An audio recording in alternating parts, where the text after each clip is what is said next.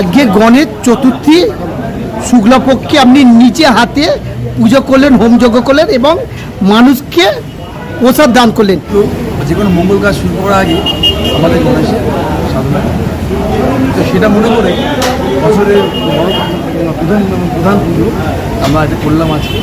ঈশ্বর মঙ্গল করুক, গণেশ শিখিয়ে দাল দিক, সবার মনোকামনা পূর্ণ হোক, সমাজে শান্তি ফিরে আসুক এবং সকলের সুখে থাকুক, সকলের সুখে থাকুক, সমৃদ্ধি আসুক, ভালো থাকুক, সুস্থ থাকুক। সমৃদ্ধির বার্তা দেবো হিন্দু, মুসলিম, ইসাই, তা খ্রিস্টান, শিখ যারা আছে সবাই একসাথে আমরা উৎসব পালন করি। আসুন সবাই মিলে একসাথে নতুন সমাজ গড়ে।